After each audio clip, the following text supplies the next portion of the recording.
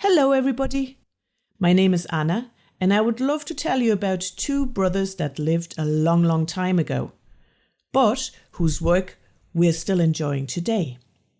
Their names were Jakob and Wilhelm Grimm, and they were very close in age. Jakob was born in 1785 and Wilhelm 1 year later in 1786. They lived in Germany and they had 7 brothers and sisters. Often the big family had visitors, and those visitors used to tell stories. This is how Jakob and Wilhelm got to know many fairy tales and stories of that time. When the brothers were grown-ups, they traveled around Europe to meet people to hear even more stories, and they started collecting them and writing them down. In the end, they had a collection of more than 200 fairy tales, and they published a big book that was called Kinder- und Hausmärchen, which in English translates into Tales for Kids and Everyone. And it was true, not only children, but everybody enjoyed listening to them, because in those days there was no radio, no telly, no computer, and not even kids' books. Frau Holle, the story you are hearing about today, is one of those stories. And until today, this storybook is seen as one of the best-known German books in the world.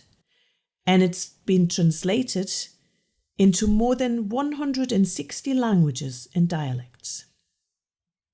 Traveling around in those days was not as easy as traveling today, so usually the brothers stayed in a city quite long and really met the people there and had good long chats about stories and language. And they even met some writers that went to become some of the most important writers of Germany until today. The Grimm brothers are not only well known for their stories, although their book is probably the best known achievement, but they were also the first ones to write a German language dictionary. And that helped people to write in a way that everybody could understand the texts written. Although the fairy tales have been published more than 200 years ago, they are not forgotten. And even now we tell them, and some of them have been made into films. Do you know some of them?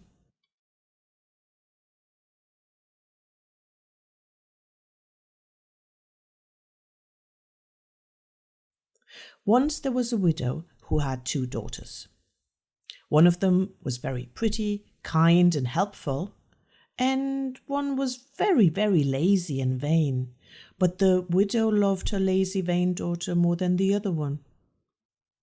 Both girls were called Marie. The friendly, hard-working Marie was not treated nicely by her mother and her sister. She had to do all the housework and needed to spin the wool. In those days, you had raw wool and a wooden tool called a spindle to do that. Every day, Marie sat next to the well and spun the wool into nice threads that could be used to knit. But the work was hard, and her hands soon began to hurt and to bleed, so that the wool on the spindle was discoloured. That's why Marie went to the well to wash the wool clean, but one day she accidentally dropped the spindle and it fell into the deep well. Marie went home to her mother to tell her what happened. She said, "Mother, I'm so sorry, but my spindle fell into the well." Her mother turned around to her and replied, "Well, if you've been so silly as to drop that spindle into the well, you must go back and get it out."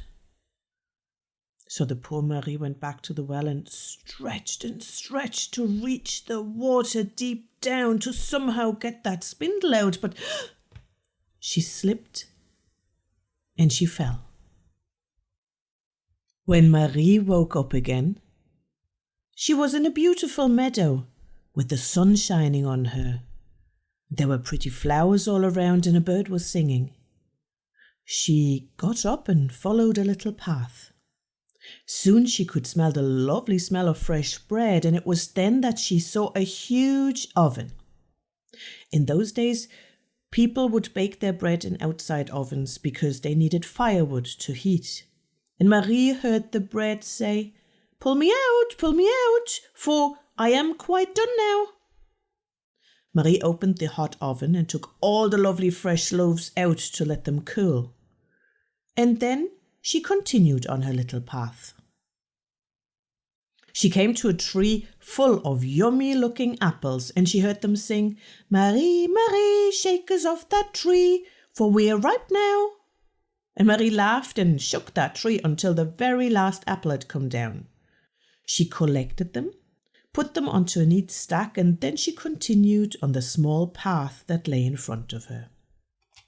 Soon she stood in front of a house, and an old lady was sitting upstairs, looking out of the window, smiling at Marie. And she said, "Dear child, don't you want to come and work for me? I could do with a helper." And Marie agreed.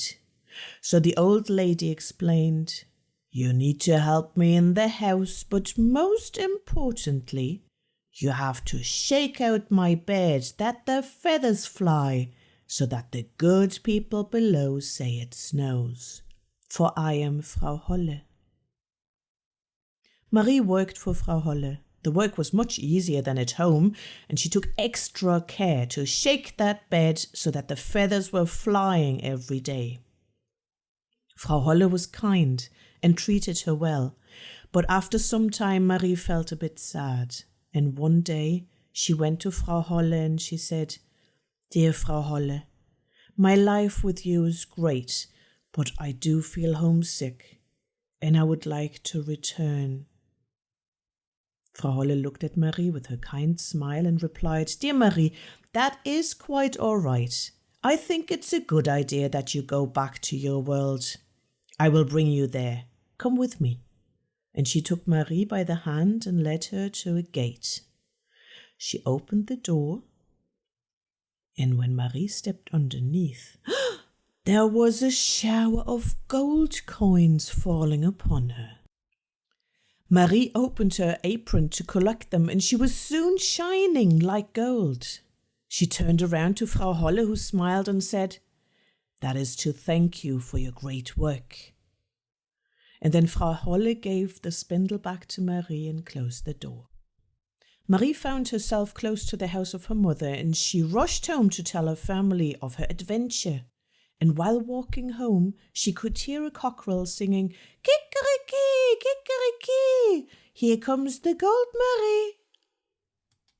When she arrived home, her mother and her sister wanted to know how she had become so golden and where she had been. And so she told them the whole story. Immediately the lazy Marie jumped up and said, "I want that too." So the next day she went to the well, threw in a spindle, jumped right after it, and arrived at the meadow. She didn't care much about the flowers or the bird. She started to quickly walk on the path her sister had told her about. She arrived at the oven and heard the bread saying, pull me out, for I'm quite done now." Yet this Marie only laughed and said, "I'm not risking burned fingers. I won't be touching this hot oven." And she quickly continued on. She came to the apple tree, and she too heard them sing, "Marie, Marie, shake us off that tree, for we're ripe now." But Marie only frowned and replied, No, I will certainly not. You could fall on my head and ruin my lovely hair." And she continued on the small path that lay in front of her. Soon she was standing in front of Frau Holle's house and immediately asked for work. The old lady agreed and explained, "You need to help me in the house, but most importantly, you have to shake out my bed so that the feathers fly and the good people below say it snows, for I am Frau Holle." The first day went well.